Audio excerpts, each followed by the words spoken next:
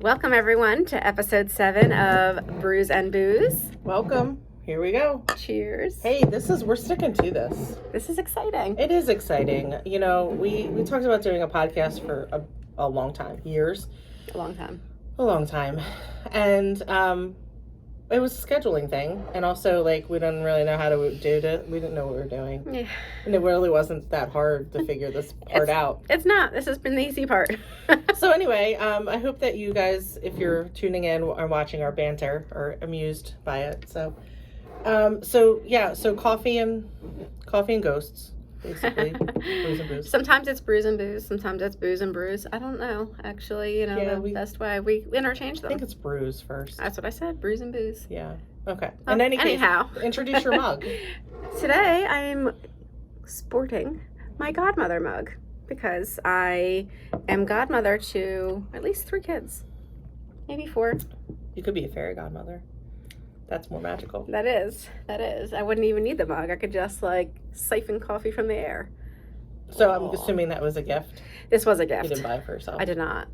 This is actually my first goddaughter, Amanda.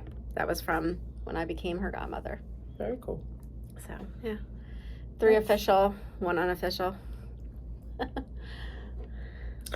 My mug, I bought for myself. It wasn't a gift. This is really the first time I'm using this, and I have had it for a long time, like a decade probably. But I keep it in the back of the closet because I like it a lot, and I'm afraid of breaking it, so I don't use it. Seems really ridiculous. Yeah, this is a mindset that I've definitely been trying to break away from, because if you like something, use it, and if it breaks, I was like, oh, this isn't something I could replace easily, although I think it probably is at this point. Like, I feel like I've seen mugs like this, but when I first saw it, it's like, oh, I've never seen anything like this, and I love this mug, so I need to keep it safe. But the idea that you have a handle, you guys are probably like, yeah, no kidding, we all have mugs like this, but I did not. So I still don't have one like that. Hold it like that. And then I was like, well, it's so nice you keep your hands so easy, except now my hands are hot, so I have to put it down. But anyway, I bought this on a vacation, I don't know where, at a gift shop that I couldn't tell you. But I feel like that was Massachusetts or something. I fell in love with the mug. And so it only took me a long time to use it, and I'm excited to be using it today.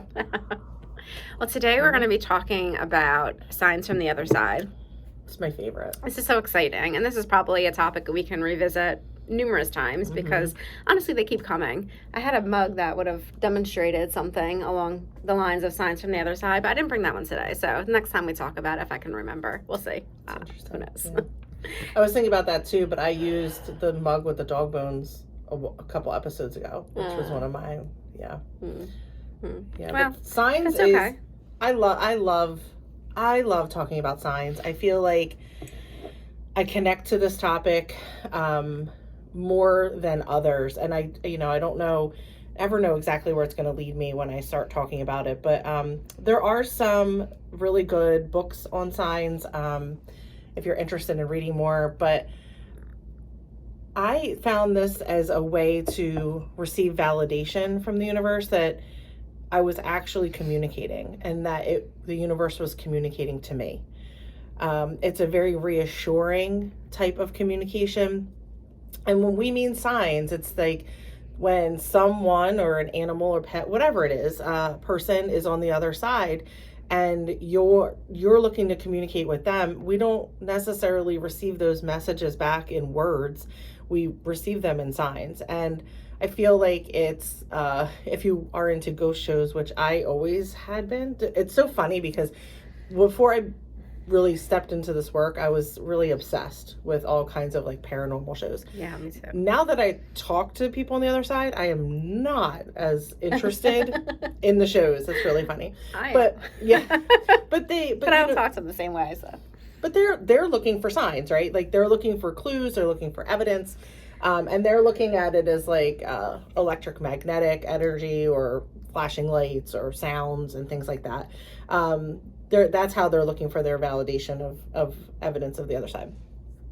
These signs that we're going to talk about today are that, but more. is really what I think. So there's some telltale signs, I'm going to say, like, that everyone, not everyone, but most people are familiar with. Like they say, you know, cardinals, for instance. Cardinals is a big one. Cardinals is a really big one. And, you know, when you see a cardinal, it's your loved one. Or feathers. That's another very common one. What if you see feathers from a cardinal? Oh, I don't know. Is that like double? Could be extra special. Pennies and dimes. So that's a very fun one, and we'll tell you the penny and dime story that we have. But what these, you know, so people are most, I think, familiar with those types of signs. And I use them. I mean, I see them all over the place. And when I see feathers, for me, somehow I feel like it's an angel protection. That's what I get from a feather. That's good. You know, it's good for you to be able to say things like that, because sometimes people don't know what it is, like what it could be, or what, like who's nearby, or, you know, any of those kind of things. But if you even just telling people that you think that, like, that is it's a really good thing for people then to be like, oh, it's an angel protection. Like, that's, for me, I mean, but it could be like, for them too, and they just, you know, we don't know. Right.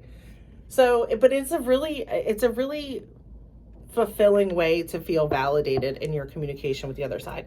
And you can look for signs anywhere and everywhere, really, is how it is. And they usually come when you're not really looking, you know, like when you're not super paying attention and you're like, I need this to materialize right now in front of me. Like, no, that's not how it works. But the universe talks in symbols and signs. And yes, sometimes they can knock on walls and do lights and electronics. Yeah, sometimes they can. I have found that that's a more skillful way to communicate than sending us signs and signals. You know, it's not going to be able to write you a novel, the universe, and send it to you, maybe, unless, you know, you stumble upon one that you're like, this is meant to be in my life. But you know, rather than make a apparition appearance of your lost pet, they're probably just going to send you a sign that they're thinking of you. And another thing that people ask is like, oh, is the cardinal my grandma? Like, no, the cardinal is the cardinal. The cardinal is not grandma. Grandma has sent the cardinal to say, I'm thinking of you. I'm right here. I am sending you a gift. Yes. Yeah. Grandma's not the bird. Right. Yeah. The bird is still the bird. Grandma didn't reincarnate into a cardinal. But yeah, so just to clarify that. So that's how it happened. So I don't know, where should I start with the beginning? So Tennis Balls from Heaven is like, it's just the title of a book that I feel like I should write someday. It's really how it started for me. And someone I had a client friend who had told me that she had tried this sign thing with her animal who was sick. And this was way back many years ago, again, when I was just kind of stepping into this type of work. And she told me I was very much grieving because my dog had cancer, and we knew he was coming, you know, to the end of his time here with us. And I was really grieving for him. And she said to me, she's like, you know, when this happened with my pet, I asked that he please send me a sign that I knew that he arrived on the other side. And she said that she had a pet before that, and she had done the same thing. And the next day she saw a white butterfly. So for her, that felt like a identification that, like, okay, I see you, you made it there. So the second time she did it, she said, sure enough, the day after he passed, she saw 2 butterflies. And I thought that was so cool. And I'm like, what? She's like, they both showed up. I thought, wow, that's really something. Neat. So we had a little bit of lead time before he passed, and I had a really hard time deciding on what his sign would be, because I wasn't super trusting, I'm going to say, you know, that of the universe. Like, are they going to be able to deliver? And I didn't want to make it, I really overthought this, guys. Like, I mean, a lot. So I didn't want it to be super common where I would see it everywhere, because then it's not really special. And then I didn't want it to be so uncommon that I would never see it. And I'm like, well, that's the opposite. So say something, you know, like baby bear. Yeah. So here I am, like, overthinking it a lot. And I decided on tennis balls. The tennis balls were going to be his sign, because he loved tennis balls.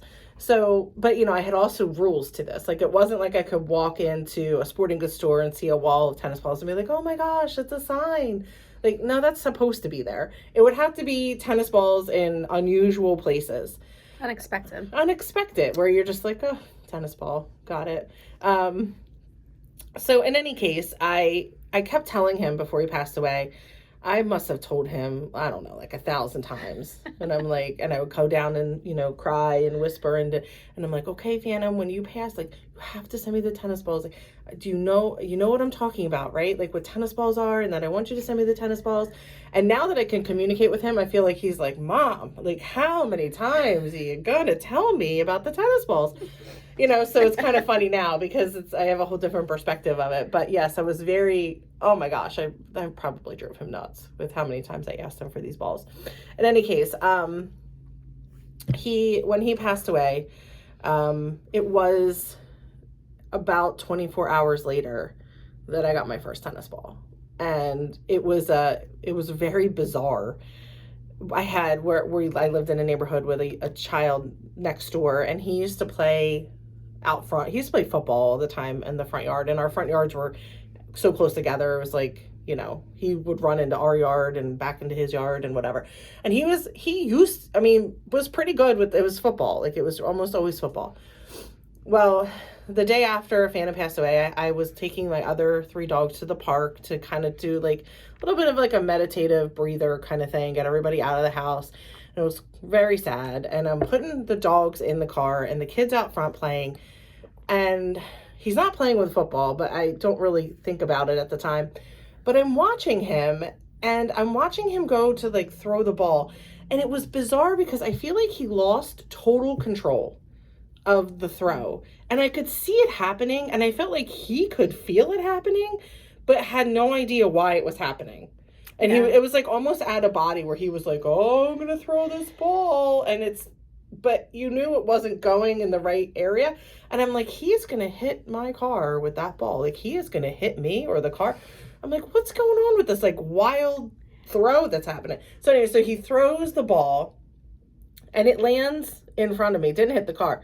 Lands in front of me, and it was a tennis ball. And I'm like, no way did that just happen. And I'm thinking, well, that's something, right? So I do think that the errant throw is probably, that was intentional. It was intentional. I can't it was think the of universe's way of being like, I got to get this ball right in front of her so that she knows that this was sent to her on purpose. And I just chuckled, and I thought, well, that's really interesting. The day after that, there was a tennis ball in my garden, which there should not have been. And I'm like, okay, that's tennis ball number 2. I don't know where that ball came from. And a couple days after that, my husband was away for work, and he was staying at a hotel, and he had to move the nightstand to find the outlet to plug his phone in, his charger. So, when you're in a hotel, you're like, why is this back here? Like, this is annoying. So he like shimmies it out a little bit and reaches down to plug in the charger. And he sends me a picture. He says, you're never going to guess what was behind the nightstand. A tennis ball. Behind a nightstand in a hotel. So this continued to happen for a long time. Still happens. It still happens. And we make major life decisions based on signs and symbols. Like in my family, we 100% do. So the tennis ball is definitely for Phantom, and he has gotten more sparse with his tennis balls as the years have gone on. But I feel like when he sends them, it's very intentional, and it's like a big sign. So one of the funniest stories, well, there's 2 of them actually, but when we were getting married, we got my husband and I got married in Hawaii, and we were looking at we flew out there a few days in advance, and we were trying to figure out what beach we wanted to get married on. And the one that we had originally picked, we were kind of back and forth on whether like, should we do it here, should we not do it here, because there was, I don't know, a good like 75 steps that went straight down to this beach. And it was quite a hike down there. And we were thinking but it was the prettiest beach we had seen. And I kept thinking, like, I don't know. I don't know. I just had this weird feeling, like, I don't know if this is the right thing. And my girlfriend who lives on Maui, and she was just like, it's got to be here. It's got to be here. She was insistent. And I really wasn't sure. The truth is, I don't know if we were supposed to be getting married on that beach. So that's where I'm very much a rules follower. So I'm like, oh, I don't know. Legality, not like Legality. spiritually. Right, legality. And I was like, oh my God, I don't know. I want to follow the rules. Everyone else is like, it's fine. And here I'm like, oh. So I asked for a sign. And what was amazing, two things, is that when, not like legality this way, but the officiant who married us had told us that it's nice to give an offering to the island. Like, that's part of the Hawaiian tradition. So the island is offering us love and marriage, and then we give an offering in return. And Phantom had passed away a few months prior to that. So we brought his ashes. Just a little thing of, again, legality on an airplane, right? So just a little thing of ashes, and that was our offering to the island. We were going to sprinkle his ashes during our ceremony. And so that was part of what the consideration of, like, well, where does he want to be? Like, where is his resting place going to be? So I'm hemming and hawing, and we're walking up the 75 steps. So we had walked down not even 10 minutes before. And I don't remember anybody really coming or going on that beach in the meantime. I really don't. Beach wasn't big. The beach was beautiful, small. But it was not like big. A beach that you would like kind of picture. Not like an East Coast beach. Yeah, where it's like a little inlet, more or less. It's like like the space behind us. Yeah, it's like an inlet. But we had just come down these steps. There wasn't hardly anybody there. But anyway, we're ascending back to these 75 steps, and everyone's telling me, like, this is it. This is the perfect place. And I was like, I don't know. I think I need a sign. Well, I feel like on step, 60 on my ascent up, right square in the middle of the steps, cement step, is a tennis ball. We just came down those steps, not even 10 minutes before. There was no dogs that were on the beach that left. How did the tennis ball get there? And how did none of us see it coming down? It wasn't there yet. It wasn't there. It wasn't there It was not there. And I saw the ball, and I stopped. And we both pointed at it, and I was like, okay, this is where he wants to be. So this is where it's going to be. And it was. And then the other really prominent tennis ball story for me is I kept having this dream that we were supposed to move. And I kept seeing this particular house in my head, and I didn't know where this house was. And it's kind of funny because I had a client whose husband was a realtor. So she's like, type up the dream and send it to me. I'll share it with my husband. I'm like, oh my gosh. I'm like, you're like, this realtor is going to think I am just like totally cuckoo. So she was like, no, he's into all this stuff. And I'm like, okay. So I type it all up and I send it, and he replies, and he's like, oh yeah, I know that house. It went on the market earlier this week, but it immediately went under contract. He was like, the house, and he sent me the listing. And I opened it, and I was like, oh my God, like, that's the house, but it's under contract. So is that the house? Like, that seems, I must not be the house, right? Because I totally missed it. Well, fast forward like a couple weeks, and I'm laying in bed, and now I'm getting like messages from Zillow because they're sending me emails daily. So it's a Sunday morning, and there's only one listing, which is weird because normally there's like a page of them. So it says you have one new listing to look at today. So it's early in the morning, and I click on the listing, and it comes up again, same house. It comes up, and I'm like shaking my husband. I'm like, look! I'm like, this house, it's back. The house is back. The house is back. It's back. And he's like, okay. He said, well, let's go stalk and go for a ride and go look. So we call the realtor, and we're like, we really need to see this house. And he's like, oh yeah, just pop back up on the market if the deal fell through. And I'm like, oh, that's crazy. So it was on short sale. So we met the guy at the house, and we have an in-ground pool, and there was a cover on the pool. It hadn't been opened in a long time. So we looked at the whole house. We go out back to the pool, and it's like an elephant cover. So it's one of those like flat ones. Again, center of the pool, there's the tennis ball. And my husband and I point to the ball at the same time. And my husband says, without saying a word to me, he's like, we're going to put an offer in. And the guy was like, are you sure? You want to think about it? And my husband says, well, no, there's a tennis ball. And the realtor's like, okay, first we have a dream, and now we have a tennis ball. I think he's just like, as long as I get a commission, like, I don't know what these people are doing. But there was 35 offers that day on the house, and ours was accepted. It was the only house we looked at, and that was crazy. So we got that house, and we still live there. But yeah, so we make our major life decisions guided by signs and symbols. So all of my dogs have signs and symbols, and people on the other side do too. And same for you. Yep. Mm-hmm. It's funny because every once in a while I start to feel like I'm gonna run out of like things to assign to people. That's absurd. That's like saying that we're gonna run out of like words. Like yeah. Mm-hmm. But I do try to correlate my choice for each person that goes along with them, or dog, or whatever. So I try to be very particular. Again, also not with something that I'm going to see necessarily every single place, and so it's hard sometimes because I don't want it to be too common. I don't want it to be too rare. It needs to be that sweet spot.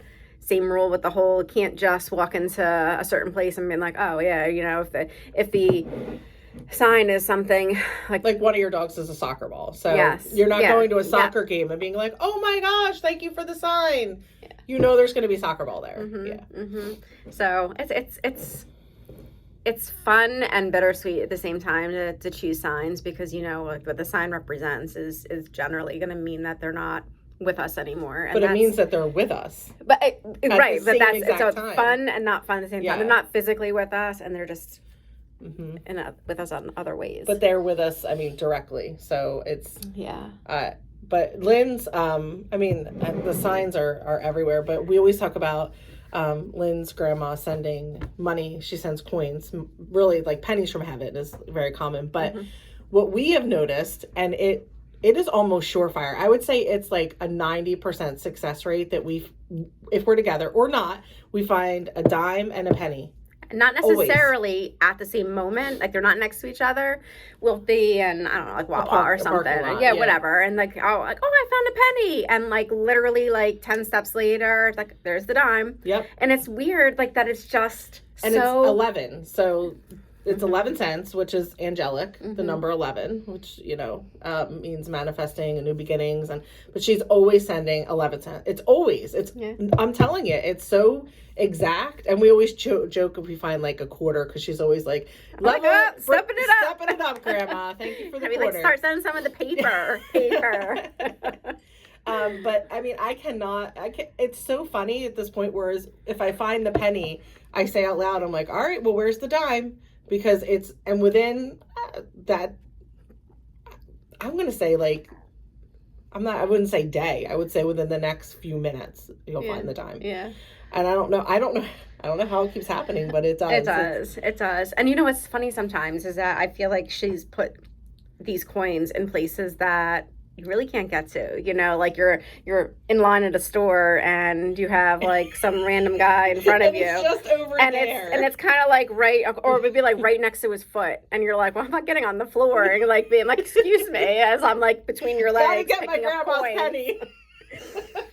I have though, in like, I'm using Wawa again as an example, like gotten my coffee, whatever, and there's like a penny or whatever by the door, literally stopped, put my stuff down, taken the penny. People are probably like, what are you doing? Like, you're always on the floor. Because I'm getting paid. Yeah, that's right. Hey, grandma's talking, I'm collecting.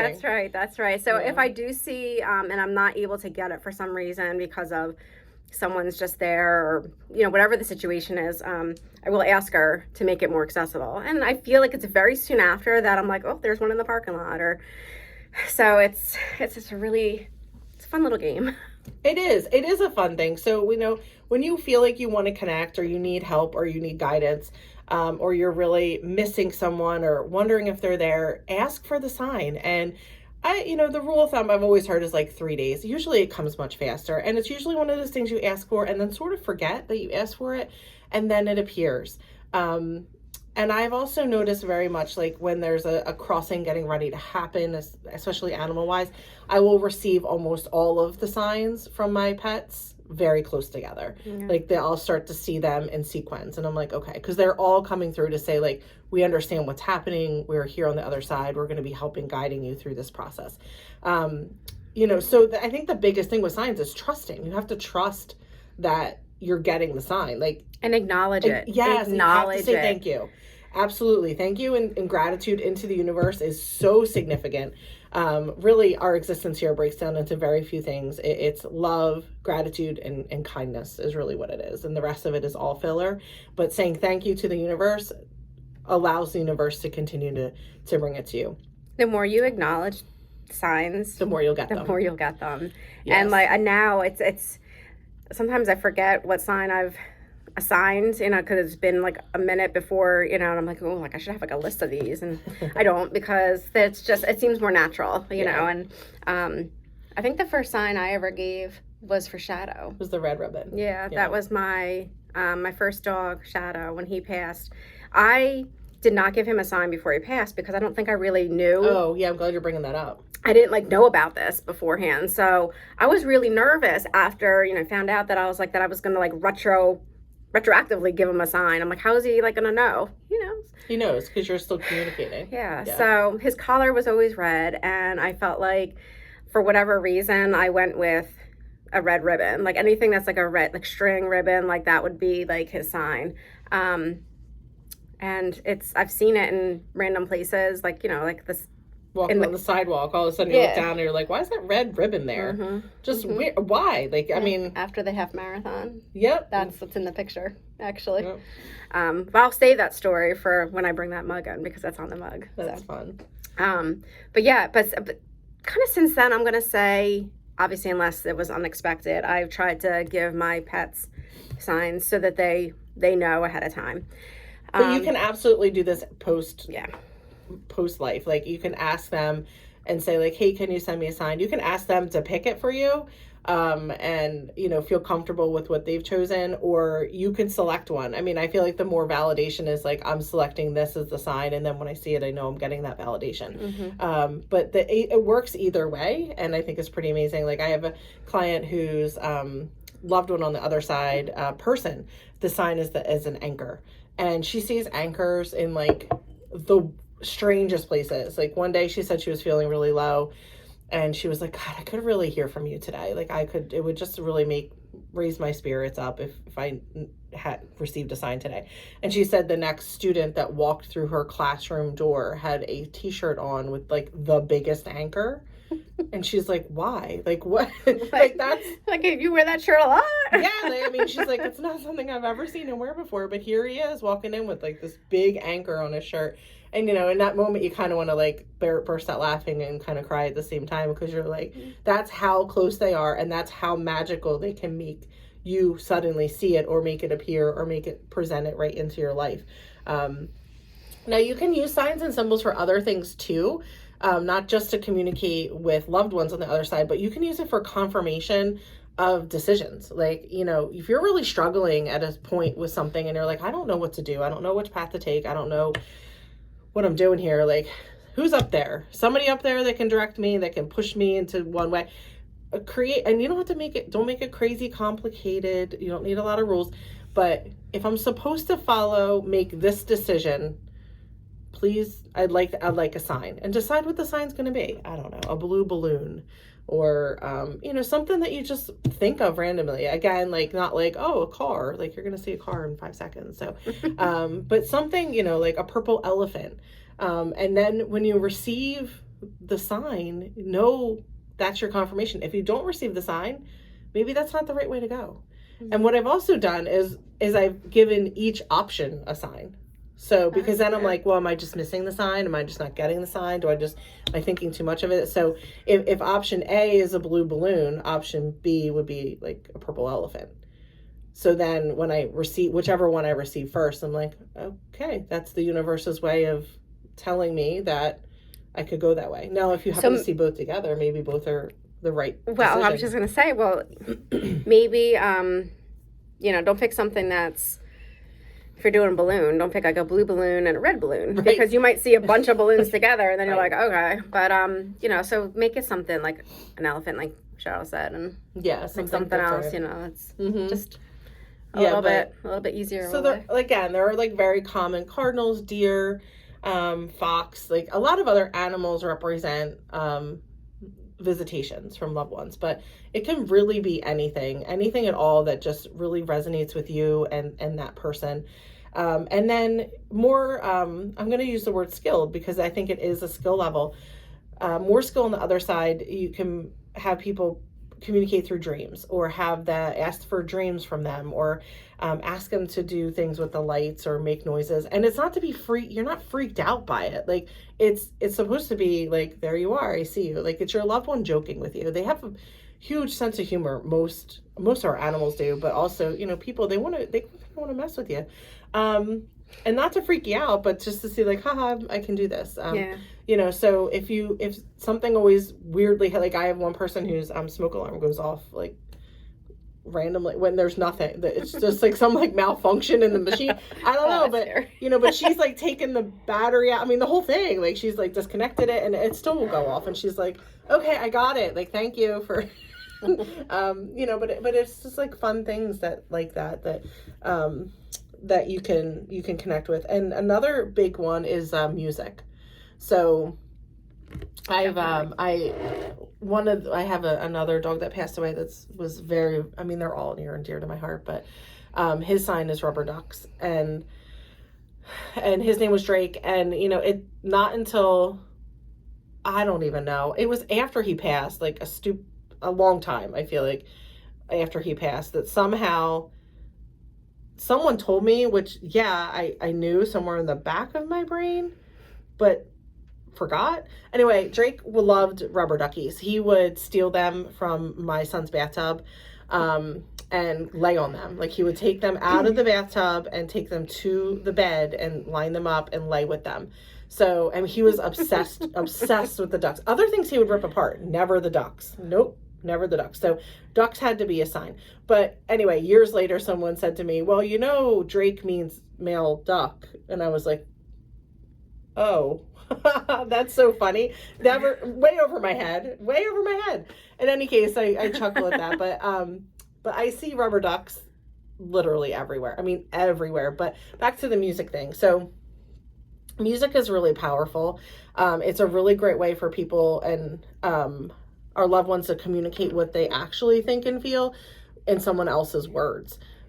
So don't discount music. And if you hear a song and you think about somebody, or you think about somebody and you hear a song, there is very much likely a connection. So with Drake, when he passed away, I went to pick up his ashes, and I was by myself, and I was beyond devastated. But anyway, I let him sit on the front seat on the way home, and I had music, like playing through my phone through the car, and it was on shuffle, it was on random. And I said, I'm talking out loud because this is what I do. And I'm like, okay, Drake, send me a song. The next song that plays, what song do you want it to be? Send me a song, and whatever comes on next, I understand that's going to be your message. So the next song that played was called I'm Sorry. And then I was like, so now I'm crying. And we're almost done that song. And I was like, can you send me another one? And he sent me another one. And I started, because I'm driving, I started taking pictures of what was playing on the dashboard, so that when I could get home, I made an entire set list, 13 songs in a row that were appropriate to him, or something about him, or anything. It was amazing. I mean, totally amazing. Like the songs were about heaven, they were about missing you, they were about reincarnating, like, I mean, just watching you like, and from all different genres and all different, it was just wild. I was like, are you serious? Like, this is funny. So I mean, the music is huge. I feel like you can really connect amazingly through music. And I wanted to tell you, this just happened this weekend, and another sign. My husband's grandparents both passed away very close together, and this past Memorial Day, he went to a bridal shower for his cousin. It was do they call Jack and Jill bridal shower? But anyway, so he says to his cousin, he goes up to her and he was like, oh my gosh, I wanted to tell you, you look so beautiful. Like the dress you picked for this he's like, it's just so great. And she starts to cry and he's like, oh my God, I'm so sorry. Like I didn't. And now he's like awkward guy standing there like, oh my God, I don't know why she's crying. And she's like, no, it's a story. And then he's like, okay. So she says that, telling him how she was struggling a lot with picking an outfit, a dress, and she went and tried on like 1 million of them, and nothing was like working for her. And then she found this one, and she was still, she liked it more than the others, and she just was like, is this it? Like, is this the one I really want? So then finally she was like, okay, fine, like this is going to be it. And she ordered the dress. And then she goes to the counter, the lady hands off the paperwork to the other lady or whatever. And the lady that's going to bring her up, she's like, okay, I just wanted to confirm the details before we order the dress. And she says, the model of the dress you're getting is the Phoebe.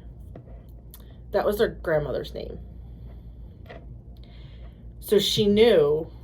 I mean, she said that she just like burst out in tears at the register. And of course, now the woman at the register is like my husband. She's like, oh my God, like, what is happening? And she's like, I was, really wishing that my grandmother was here today to, help me decide and help me pick a dress, and how I'm so sad that she's not able to be a part of my wedding. And there she is right there. Yeah.